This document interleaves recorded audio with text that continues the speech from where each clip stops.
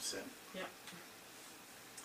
Well, this is kind of like a rerun tonight after that calamity on Monday night, but we've worked during the day, and we also have a lady from GoToMeeting on with us, so that if we do have a problem shortly with, like we did the other night, she would be right there to take care of it. A reminder to, to mute your audio on your end. We do it up here, but sometimes you unmute it, so keep it muted. And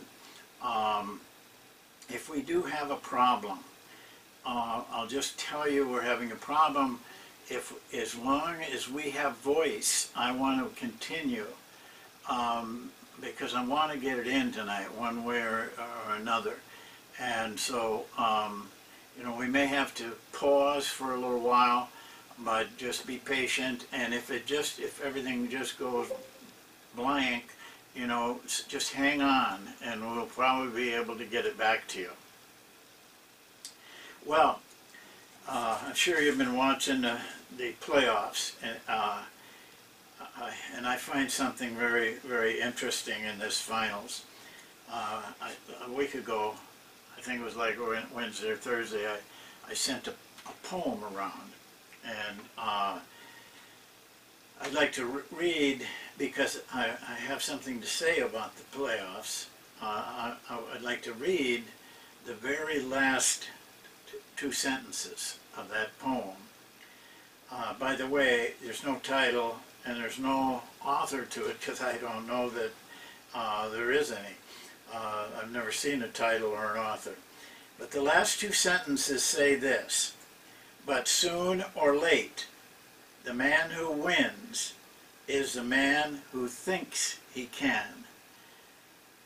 In this series, and in the Atlanta-Cleveland series, I really felt that this sentence is meaningful. LeBron is almost like a wild man, obsessed, just absolutely obsessed with winning this championship, and he believes he can. There's no doubt in his mind that even though with all those injuries, he still feels he can win it. I think it's just an amazing experience that we're having with that. It shows the strength of people who have tremendous desire to win, to be the best, regardless of what the circumstances are. They make no excuses, and he isn't either, for the fact that he's losing two of his better players. But there's another thing that goes with that, and that's he has no doubt, no fear. He knows he's going to do it. If you have doubt, your desire is cut in half, maybe more. Interesting to see and to witness how powerful somebody can be, and that's what coaches do. If you read Wooden's book, that book Wooden, he just literally drives those teams to championships with his competitive spirit. That's what coaches got to do. And if you don't do it, the players will get like Atlanta got. They quit. It would be interesting to see if Golden State's about ready, I feel, to quit. But the drive that the people that really win at the high levels. I wanted to bring that out because I think it's very important for coaches to understand that. Then I referred to faith a lot as we started last time, about running the Monk offense, believing in it, believing having faith that, you know, your own faith. I did that for a reason, because the monk offense is hard to coach. No matter what, don't let people tell you anything different. It's very few people really do it because it's hard. For one thing, the players don't know how to handle the freedom, at least at first. They'll get good at it. And so there's a lot of time where you're just kind of milling around. It's ugly. It gets ugly. But what your standard has to be not how pretty you are, but the shots you're getting. And that's what the monk offense does. You will get, and as you get better at it, the kind of shots that you can make, your players can make. And just to add one thing before I go on to the rest of it, I warn you, don't make plays. That's a statement I have. I'm really talking about directing also. Coaches are so control aware, they want so much control that they feel they got to tell a player everything to do. And then your players also start doing that to each other. You know, they'll do something and they think it's working good, so, you know, now they start telling their teammate, come on over and screen for me, you know, or I'm going to come and screen for you. Well, this isn't freelance anymore. And if a coach does that, you know, says, curl, that's not freelance. You're making up a play. When we first designed this, that coach and I in Nebraska, night after night we would sit there and we'd have a rule or we'd say something and we'd have to keep reminding ourselves, you know, we're making a play now. We're not letting the players play, we're making them do what we want them to do. So be very cautious about that. Test yourself. Now that I was getting into the part that I want to stay with tonight, and that was, when do you use this monk offense? When is it used? How is it used when you put it into your system? I think there's a misnomer a lot about it, that you may run it all game long. That's okay, but it's like it's something that takes over everything. Actually, in most systems, there's only three main areas that is used. One is if a play breaks down. One is in transition at the end of the fast break. One is when no play occurs. That doesn't sound like a lot, but it's this 70% right here. That's where that's what it's made up of, those three things. But you can run it as a half-court offense, and I'm going to show you that in just a little bit. You could actually just run it in those three areas, but you can also run it as a half-court offense, and we'll show you that. You'll find if you're playing in the playoffs of some kind, that your opponents are going to really know your plays very well, and because of that, sometimes you're more effective running the monk offense in a half court than you are plays. You know, you can see that in these playoffs right now, because they won't know what you're going to do because you don't know what you're going to do. So you can use it in any of those situations, but basically, for a lot of coaches, it's a supplement to a set of plays. You know, we run the cut series, but we still know it's going to break down, and we're prepared to go into monk in those situations. I just grabbed out of a file, just to show you what I'm talking about, a game that I did break down. I was just doing games. It was game 6 in 2012 playoffs between Boston, you know, when they hit all those players, in Miami. And I think this is Miami's sheet that I'm doing. So these are Miami's numbers.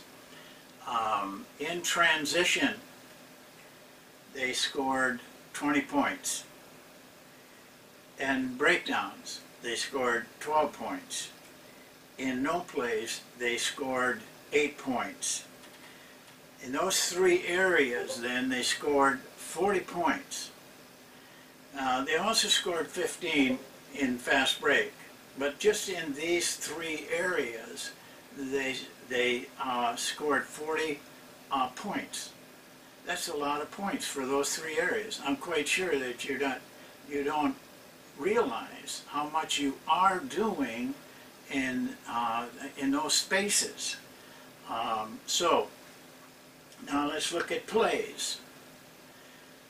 They ran more plays than they were in the monk situations. They scored 22 points. 22 points. Now listen to this. They had 55 opportunities of running plays. They scored 22 points. They scored 40 in this area right here. That's where you play the monk. Now, no one prepares for that. We do. So that our players, when it breaks down, they have something to do that involves teamwork. It doesn't involve just a man going one-on-one or 2 guys setting a pick and roll. We're going as a team. We don't have to set up. We use a very simple signal for that. The players, any player can call it monk. It's a 4-letter word. It's very easy to hear in a game. Very easy to say. You know, even if you stutter a lot, you can come out with monk pretty strong. And that's, you know, that's as simple as it can get. But the impact of that is what makes a team a winner. It's much more effective, for example, than plays are. And as a coach, my assistant would keep track of all this in a game, and every game I was always amazed at how much we were scoring away from what we practiced. But in our case, we did practice the monk a lot, so that we were pretty good at it, and it won us a lot of games, and won us a big playoff game when we ran it almost the whole game from a half court. Well, I'd like to go now to the rules, and Ginge, can you put that thing up there? Is somebody, are you having trouble with keeping them? No, I don't know. Okay. Sometimes it does that. Okay, okay.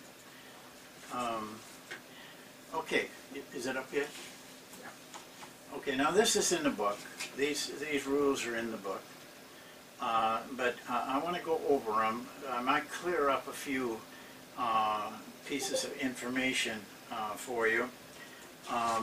These first 2, away from the ball and with the ball, are kind of open-ended. They're things that they need to know, but they may not be as impactful as some of the rules as we go down the sheet. But we generally start in this area with the rules that we give the players. First of all, here's what you can do away from the ball. Not that you have to do it, but here's what you can do to give them ideas, because I'll guarantee you the first time you run it with a team that has never seen it before, they won't know what to do. They're thrilled, we're going to have freedom, we're going to do what we want to do, but they don't know what to do. They have no purpose. So we give them some just general information to help them. One of them is screen, and then we just point out, it's a screen down, or you can screen away, or you can back pick. These are all the kinds of screens that you can do. Or the second one, you can cut. You can cut to the basket, you can cut to the ball, you can cut to the post-up, and you can do that without a screen or with a screen. There's a lot of basketball right in there. Here I want to point out something for you. This statement, to the post-up. I think one thing that you should understand,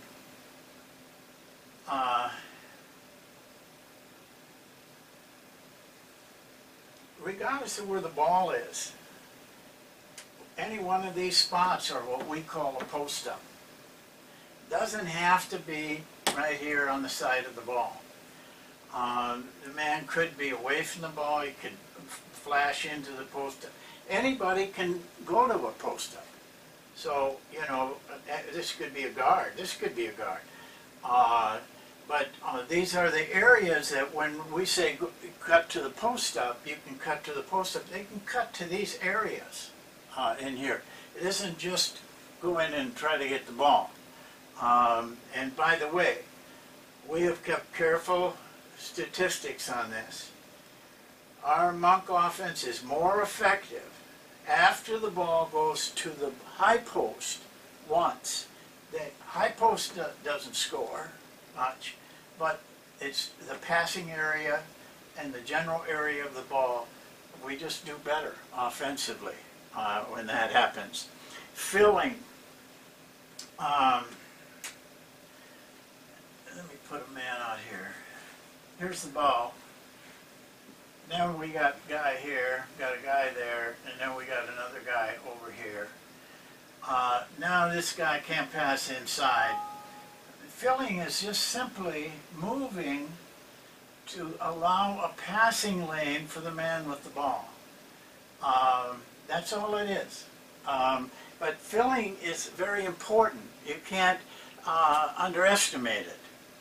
It just provides a passing lane. You can do it any place on the floor. That's just one area.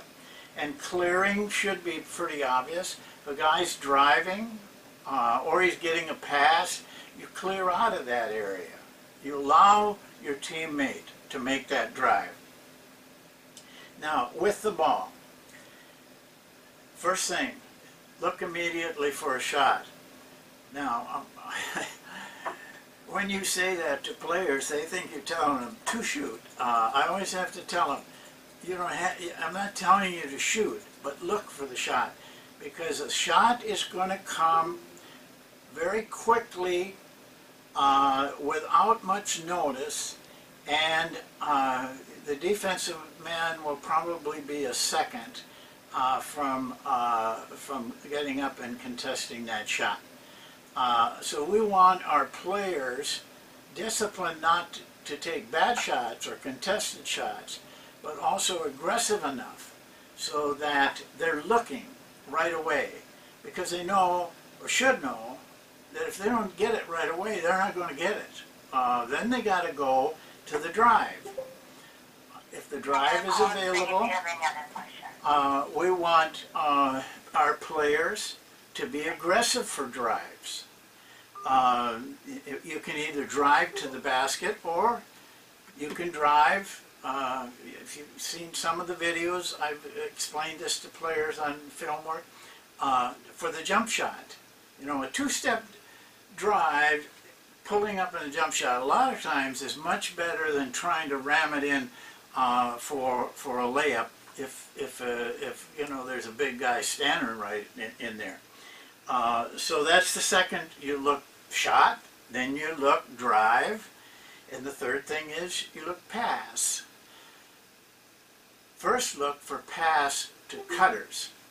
So if you catch the ball here, can't get the shot, you don't feel comfortable with the drive, we want you, our players, to be facing and looking in here. Because this is where the action's going to be. This is where a cutter is going to flash in open. And because you don't know where he is, there's no set play, you've got to be really alert. Because they'll be in there in a second, and then they'll be covered. But if you can get it in there, so you got to look. And the last place to look is a perimeter pass. Now we'll go to this first general rule. It fits very well with this pass right above it. Hold the ball for 3 counts before passing. Give cuts a chance. One of the problems you're going to have, and I have it every time I have a new team, is they want to pass real fast. And I just hate it when I hear these announcers, you know, say the guy passes here, and then he passes over here real quick, you know, and then the announcer say, boy, that's great ball movement. No, it's not great ball movement, because while they're throwing those spiffy passes, guys are cutting in and not getting the ball in much better positions. The guy at Boston did a study that I read. Somebody sent it to me, and he thought he did a study that when you pass to here, your OER was, I think it was like 0.41, and you pass to here, it went up to 4.46 or 4.8, something like that. And he thought, well, that sells you on the idea you got to get that ball to the weak side. 0.46, you can get that anytime, doing anything. You'd rather, it'd be better to isolate. You'll be more effective. And you miss the cutters. We're very big on this because we know how important it is to be able to pick out that guy right now if he flashes into that area, because they're going to do that, because that's what the offense gives them. So we discipline our players to hold it for a long 3 counts, not a 1, 2, 3, but a 1, 2, and you're looking, 3, nothing. Then you can go perimeter, and then that guy catches the ball and he holds it for 3 counts and looks. You have much more effectiveness if you get your players to do that, and they want to do it fast, but it's pretty ineffective stuff that they're doing. A screener always moves after the cut off a screen, post up or pops. You got to get your players to understand that. Their screen, guy cuts, they got movement. If they just stand there, then the screener's man can do all kinds of things to help on the cutter. But he can't do that if you're moving. And that pop, a lot of times, is the best shot. A lot of times the screener gets the best shot. Perimeter spacing, we tell our players on the outside to keep 15 to 18 feet apart. They're kind of on a string. I'm not drawing this very well, but they're kind of like they're on a string, and they have to, they have to find these things. Filling is what they're doing. Here, then it should be here, should be here. If they're not in a position to cut or do anything else. Now, say this guy cuts, then this guy should be here, maybe this guy pops out. So you've got spacing 15 to 18 feet apart and 15 to 18 feet from the basket too, by the way, we'll get to that. If you're not posting, you're a perimeter player. So you cut in, say you cut in like this to here. If you'll see the rule, they only got 3 counts. If you're not going to post, you cut out, you become a perimeter player. You're either posting or you're a perimeter player. So, you know, these big guys, they just want to hang around in there, and you got to get them out of there. And this rule will help you to do that. Okay, we'll go on to the next section. Automatics. The reason we have automatics, this is just because there's certain situations that we want them to respond immediately without fear, and we're going to go through those. After a pass is a pour time. You pass, and then you're kind of in limbo there. Well, it's automatic in our offense. You're either going to pass and cut, pass and screen, or you're going to pass and fill. If you pass, you're going to do, that's an automatic thing that they learn to do. In the low post or the high post, those places that we designated, this could be away from the ball. Same, the rule applies. You have 3 counts. Then you must move out. Open that area up. 3 counts, not sitting in there and waving and, you know, you think you should get the ball.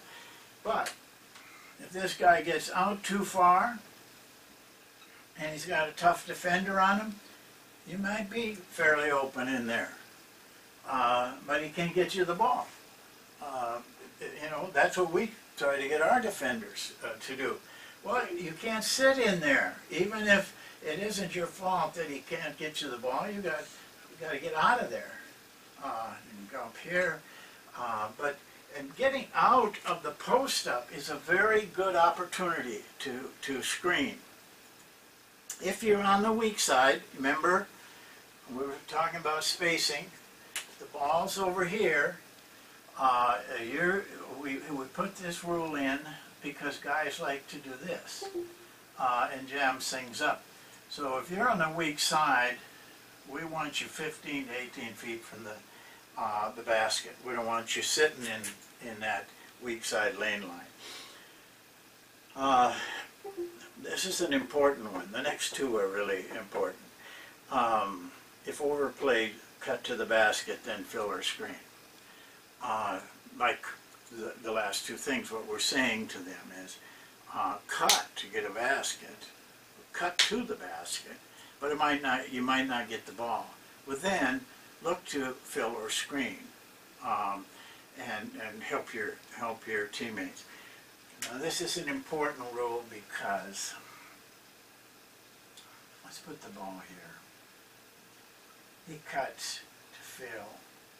This guy overplays him, which they try to do a lot. I've never understood it, but they do it a lot. Well, we don't want this guy trying to get the ball and taking up time. We tell our players, if that guy's overplaying you, you back cut him. Let somebody else come in. You know, you have to have that rule. And I'll tell you, it hurts teams that play physical. You know, like they're playing now. But if you just stand around and you know, guys like to think they got to push and shove them off. You don't have to do that. Just cut, back cut them, and then somebody else comes up. You know, you're not going to hurt anything. Very important rule. In fact, you should underline it. And the next one, and this one I know, you know, I can get some, not heat, but a lot of people will question this. On any shot, our 2-man, 3-man, 4-man, and 5-man go to the boards aggressively. Now, very seldom do we get 4. on the boards, because one of those guys is probably guarding the shooter, and is pulled out a little bit, but he still goes, and one protects. One may get caught down here. His man may be down there, so he gets caught. Then you have to be able to recognize that, and somebody else has got to protect. We want one guy back to protect. Now, you're going to say, well, I bet you get a lot of people, streaking out and beating you down the floor. Not a lot, but we do. But I live with that. I live with that because of the importance I put on offensive rebounding. And the Monk offense with its movement creates a lot of opportunities for offensive rebounds. I did a little study a year ago. Now I know the big thing right now, especially in the NBA, is shoot and then run back to play, stop the fast break. But I want to tell you something. I want to show you some numbers. These were playoff games, by the way.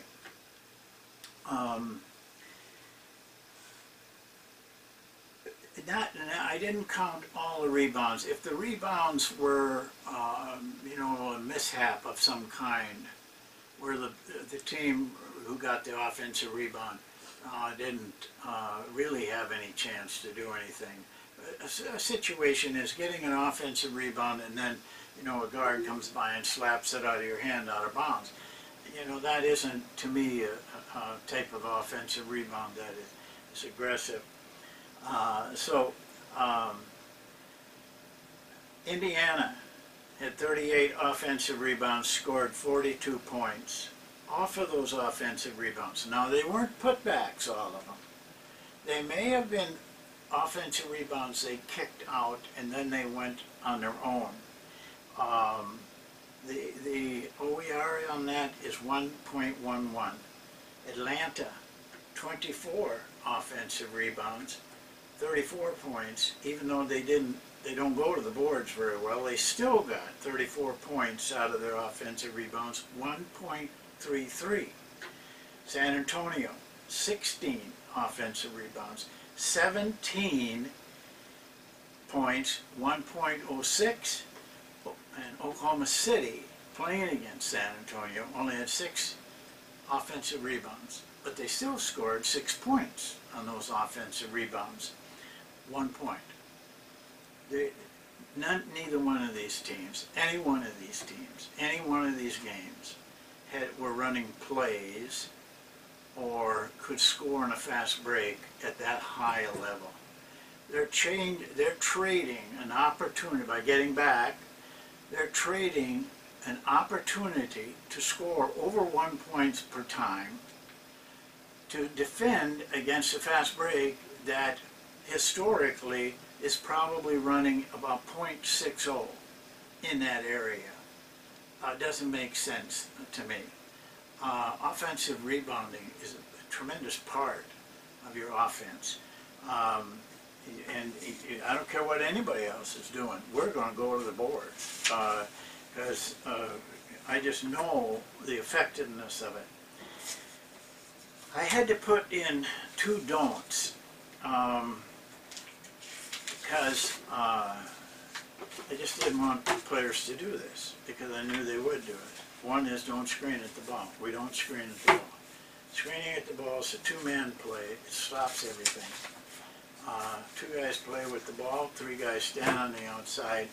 I don't even like it for basketball. I don't think it's good for the game.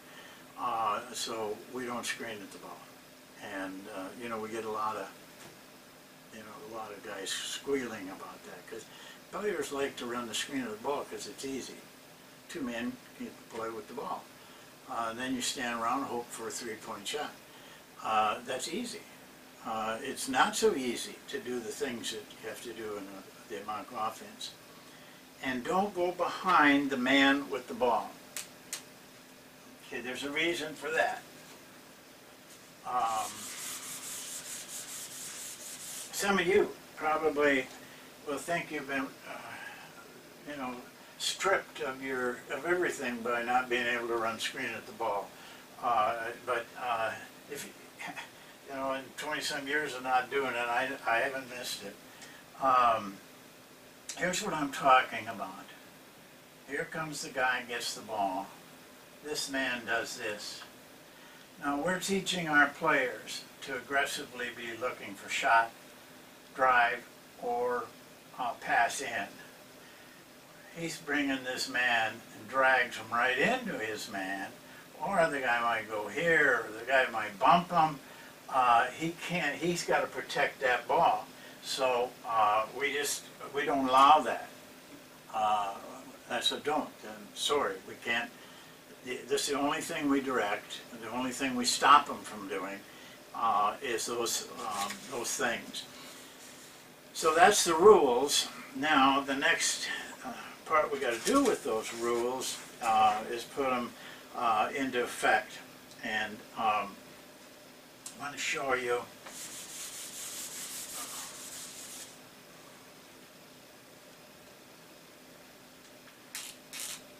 how we do it.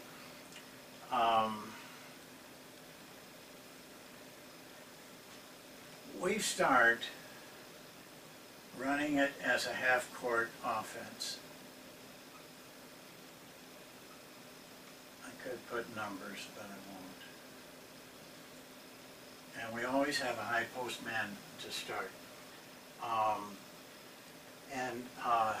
Now when we bring them down, you know, we're going to, the first day we work with this, I believe very strongly that you show them the whole thing first, not the drills. You show them this. This is the first thing you do when you're teaching the monk offense or any offense or defense. We will at this point talk to them in general about the monk offense, but also we will give them 2, 3, or 4 rules. You can pick out the ones you want, but I'd say pick from those first 2 groups, away from the ball and with the ball. And maybe something like holding the ball for 3 counts. Don't think you got to go through all the rules. I don't hand out rules. I want them to learn to listen to me and to hear it on the court, not reading some piece of paper. Doesn't make sense to them then. So we don't give them anything to look at. Now, as far as you're concerned as a coach, if you want to do this, you should memorize these rules. But it isn't so important to have them memorized. I don't have them memorized. But I know each one because your next step is you let them go, and then as things happen, it might take a week before somebody tries to screen at the ball. And then we see that, then you stop and say, this is the rule. We never screen at the ball. You explain it. You just build on that. Now don't worry if some of the things don't show up. They will show up if you just let them play. And at that point, then, you can add that rule. So what you're doing is slowly but surely showing them under game conditions or light game conditions or running the offense, the rules and how they fit together. It's easier learning for them, much easier for them to learn under that mode. And then you might also be showing them a rule in a drill. You know, 2, 3 days after you start, you might be starting your breakdown drills, and that's another place that you show them a rule or tell them a rule. All of this time, this is coming into their mind. They don't have any crutch, like a piece of paper. And never go out on the floor with the rules in your hand. You just have shown your team and your everybody that you don't take enough pride do your work before you get out there. You got to have the courage to say, I might forget something. It doesn't make any difference. If you see it, if you've really done a lot of work, when you see it, you'll recognize it. And you don't have to say it word for word, but you have to get the content across to them. So that's where we are. The other thing, when we do this, we don't ever, when we're running offensive or defensive or team things, we never break the team up. Here's 5 guys. 1 guy's got the ball. On the sideline will be 5 other guys. And designate, I always designate, you have a ball when you're there. So that we let them have 1 possession. Whatever happens, doesn't make any difference. They get out, this group comes in, he's got to have the ball ready to go so that they can go. Because after explaining to them, this group, by keeping them there, should know exactly what to do when they get on. Now they won't do it well, but they've heard it and they've seen it demonstrated, and we do demonstrate at that time. But I think that's very important. I get emails on that. The last one I got, the guy said, well, is it okay if we're running offense on this end and then we're running a drill down at this? It's the same thing. These players need to hear your voice. Communication is difficult. I say it to the players. If an assistant says it to the players, he's going to say it different unless he stands and listens to it and hears me say it, how I want it done. The players understand it different. 5 guys out there, they're all hearing it different. But this way they hear from one person. They don't hear, one day they hear this, and then they go down with another guy and they hear something else, said in a different way. One voice. And you'll have so you don't get as many repetitions in. But they're effective when you're getting in, what you're getting in. You're not, listen, I've been to the NBA, I've been all over. And I know when you put an assistant down on the other end, they're not going to do it very hard. The assistant may want to do it hard, but the players, they're up there looking at what the coach is saying. Keep them together on the team stuff. You can break them down in drills. I don't even do that, but sometimes, certain situations. Okay, so here we go. I give them all that, it takes me about 5 minutes. Then I tell them this: you must pass to the wing and you must cut through. That's the way we start the offense. After that, and this is the moment of truth for most coaches and players, then I say, now you do what you want. It's up to you.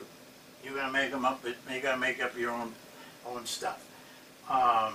We've given them 3-4 rules, and we let them do that. They do it, and they mumble around, and they're no purpose and they're cutting it to wrong times. They're doing everything wrong, but you've got to give them a chance. They get off, this guy's gone. Now they've watched and they've heard, so they should catch on to it, much quicker. And that's how we do it: back and forth, one team on, one team off, and then we start, saying, no, that's not a rule. You can't do that. You shouldn't do that, or you should do this, or you could do this. And then we just build. We just keep building, day after day after day after day.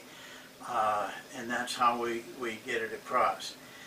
The drills that we run to develop this offense, basically 3. They're in the book, and they're in ditto and videos: screen away, screen down, and split in the post. All of those drills teach a lot of improvisation if you do them day after day after day.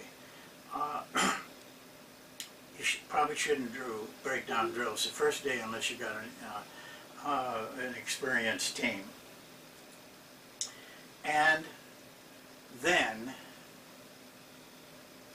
you can't spend much time doing this without defense. It's really hard to freelance without a defense because it's hard to know where people are, and it's very frustrating for the players. So eventually you got to, I usually, if it's a veteran team, we'd probably put defense in the first day and let them go. But certainly the second day you should do a defense. Then you run it at half court. Same situation.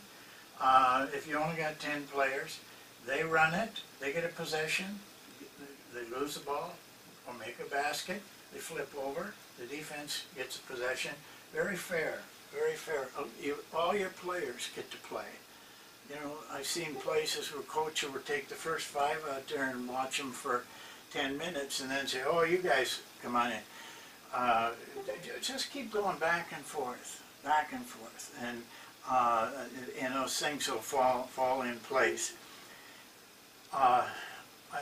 When we do go with defense, then we stay at half court. No breaking or anything like that. We're concentrating on this, concentrating on defending this. We may go 4-on-4, which I like a lot, and do quite a lot of it, and that may be the second day. That opens things up, much easier for players to see things and for coaches to see things. But always remember, if you're going to put defense out there, you work with your defense. Don't let them play sloppy. You know, they've got to stay intense while they're out there. It's a process from then on, day after day after day. Drills, few drills. Don't load yourself up with drills. You think the players can't take repetition? You're wrong. I mean, I've had some really tough, hard-nosed guys. They yield in the end if you're persistent. You know, so you can. And then all of a sudden, they get so good at it that they have fun at it. And they really like running those drills. And then you know they're really beginning to grow. I'm going to close with this. Why I think you should run the Monk offense? Nobody does, hardly. For one thing, it makes players better. You're doing them a justice. I'll tell you what, you got a guy in your team, if you're a high school coach and he goes to a college, and he knows how to run the Monk offense, he's got to step up on probably most of the players that are there. Playing without the ball, knowing how to improvise, knowing how to play instinctively. That's a gift. That's a wonderful gift you're giving them. Coaches in the next level love you. It's the same thing going from the college to NBA, because no one has ever taught any of those players how to play without the ball. They get to the NBA, they don't know how. DeJuan Wagner was with us at Cleveland. He's a great scorer. I mean, he scored 100 points by himself in a high school game. I worked with him all the time. He frustrated me. He just did not want to play without the ball. And, you know, he had a flash. A couple games, 2-3 games, he scored like, you know, he could really score. And, but then they knew what he was going to do pretty soon. And then he just faded, you know, about a year and a half career. This is a player that could have played 12 years in the NBA. He could have been playing on either one of these two teams that are in the finals, had he just been able to do that. Some coach along the way should have taught him. You be the coach to teach him. And you really help your players. And you'll make good defensive players out of them. You got to practice against this night after night after night after night. without any, plays that they're running, you get good defensively. If, as a coach, you don't let them stray, they get half-hearted, and you keep on them, and you coach them. Tell them what they're doing wrong. Help them to run your defense. We run the ball line defense. With rules, it fits our system perfectly. And a couple more things, just a couple more. One is coaches. It makes you a better coach. Guarantee it. If you can do this and get your players to perform well doing this, you will have taken yourself a step up in your coaching ability, and I'm sure it will show itself in wins, both offensively and defensively. It's hard to defend. Don Nelson told me the toughest team he had to defend, he hated to play them, was Denver. Under Doug Moe. They ran what North Carolina called the freelance passing game. Just because Dean Smith didn't want to call it that's what he wanted, was a freelance. But he was afraid people would take it as, it was just, street ball. By the way, he has rules too. You can go to his book, but you should use somebody's rules. The big guys that know what they're doing, and then branch out from there. By the way, I just got an idea on Denver. I have a film on Denver. I'm going to start Basketball Talk Pro up again this weekend. I think I'll start it with Denver, and we can break it down together. We can analyze Denver together, because they really had a machine running this offense. They didn't run plays. I got the chance to watch them practice about 3-4 times, and they just didn't have the players didn't know what they were going to do. They just did it. So it was fun to watch, and you'll see in the film. They were tough, really tough to handle. So that's it. Now I'll open it up for questions. If that went a little long, I'm sorry, but I had to try to get this in. Anybody have questions? Huh? Type it in the chat box if you want to ask verbally. If they want to ask out loud, or else they can type a question in. Okay, you can either type the question in, or just let Ginger know putting something in the chat box that you want to ask a question. But always, if you do it verbally, make sure I know your name first, so I know who I'm talking to. Ron is asking, what are the initial difficulties the players have in learning to play improvisational basketball? Initial difficulties. Well, the main one is playing with a purpose.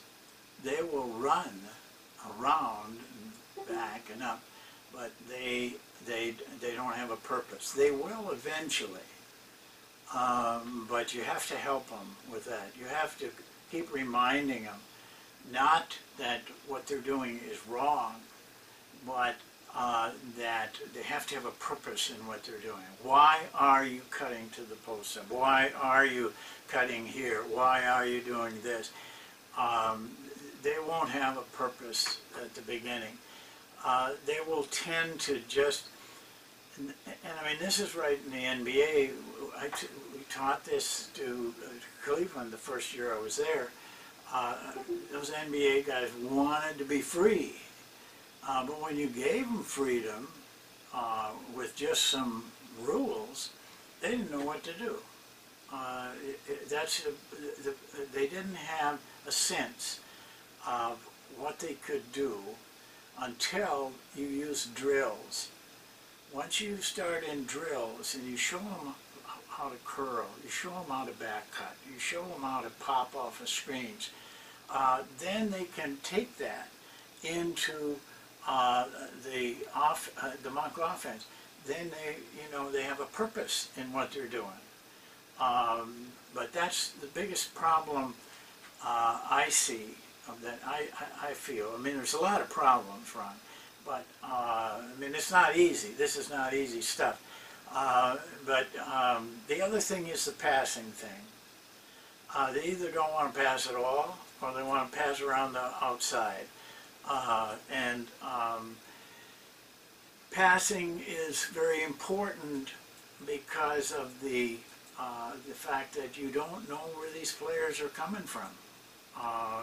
When you're running an offense, you know the guy's going to screen there and the guy's going to cut there, so you can look there. But in monk offense, you don't know that. And so the passing, you have to work with that. And don't let them, when they're doing drills, for example, whatever drills, if they have to pass in the drill, make them good passers. Don't accept throwing the ball on the ball. I still see all these NBA guys bouncing it in and getting it deflected and stolen, and because I don't know why. Somebody must have taught them, throw an air pass. It's quick. A guy can catch it and handle it, and he's ready to move. So in your drills, you work with that so that they can do it when they come into the monk offense. There'll be other things, but I think the playing without a purpose is the main thing. Once they learn that, then it goes pretty smooth. Alex is asking, how do coaches help players learn their shot selection? That's a good question. Alex asked, how do coaches help their players develop shot selection? Very few players know what shots they can make. So you have to help them. The best, you have to take some time to find out what these players can do. But after you watch them in drills and after you watch them in practice situations, that will help you to find out what kind of shots can they make. That's the key thing. The key thing is to be uncontested and be shooting shots you can make. If you can't make a three-pointer, don't shoot it. If you're a 20% three-point shooter, just don't shoot it. So Alex, you have to do some work. Maybe it's keeping charts, maybe it's watching film until you get comfortable with all the players' shots. Then, you can, sometimes it pays to sit a player down and say, here's you take this film home, we're going to give it to you. We'll show you the shots that you should take and show you the shots you shouldn't take. Some of those shots you shouldn't take, you're falling in love with. You think they're really great shots for you. You're stepping back, God, it looks nice, but it's a bad shot for you. I've done that. Otherwise, I think you have to let them know when they're taking a bad shot. They don't know. You can't assume that they know they're taking a bad shot. They may think it's a good shot. You have to tell them. If you don't tell them, which most coaches don't, then they'll continue to take those shots. You do your homework, find out what's right for them and what's wrong for them. Talk to them. It's a good way, but discipline them in a game situation, in practice and drills.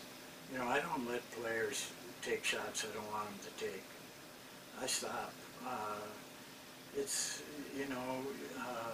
uncomfortable, and it's also difficult because the next guy, if he's really a good player and a good shooter, he's taking the same shots you're telling this other guy not to take. That's why you got to talk to him. You got to tell them, you know, everybody has a shot they can make. They have 2 or 3 shots. You got to wait for that. I use I think I've told you that Ted Williams, you know, he's the greatest hitter probably ever. But he disciplined himself. He did not swing at pitches he would hit a poor percentage on. His words were, if I swing at that pitch, I'll be in the minors next week. If I swing at this pitch, I may hit 400 if I can get that pitch every time I'm up there. And that's what he did. That's a good way to think of it. You turn down the shots that you know you're going to shoot a poor percentage on. You accept the shots, and you wait for those shots, and you work to get those shots. That's the Ted Williams kind of hitting is a kind of how you look at shot selection. Is that okay, Alex? Anybody else? BJ wants to know, have you ever developed a rule for who the first man back to protect should be when sending 4 players to offensive rebound? The 1 man, usually. Who asked that? BJ. Oh, BJ. Yeah, that is the rule. 2, 3, 4, and 5 go to the basket, 1 protects. But as I said up here, 1 can be caught down here. You know, if he's guarding a guy that goes down there. So then you have to work with your players, and a good time to work with this is when you, especially if you're running set stuff, is when you're doing it without defense. And you see, in most players, when they do it without defense, the guy takes the shot and they just stand there. I make them go to the boards. And so they're getting practice at it. You 4 guys are supposed to go to the boards. This guy's going to protect. If the 1 man's down there, then this guy may be a 2, could be a 3. He's got to take that responsibility. It's a very simple rule. 2, 3, 4, and 5 go to the basket. 1 protects. But 1 may not be able to protect. It doesn't happen often, though. Hardly, we don't have many problems with that. But we have problems with any problems we have are guys falling asleep. Not literally, but they're not in the game. You know, they might be worried about the last shot they took their girlfriend or their wife or going home or whatever. You know, they just lose their concentration.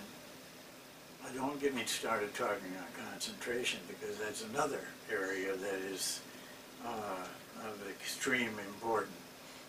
Anybody else? BJ, take a look at the book on that rebounding. A lot of the things that we do, a lot of coaches are very afraid of. You can't be afraid of it. You know, when I wrote that rule, well, actually it was this coach and I who wrote that rule. But he never ran a freelance offense, by the way. It wasn't until I'd been a college coach for 10 years that I went back to it. And I still had all that information. I still remembered all those nights on that chalkboard, working and working and working, trying to come up with it. He did not want to do it. I did it with the freshman team. It was okay. But I never did it again. And I did it when, in tough competition, when I was at West Texas. You know, I was doing it against teams like Louisville, Memphis, Drake. I mean, they were good teams in those days. So, you know, I just had always in my mind that it would work, and it did.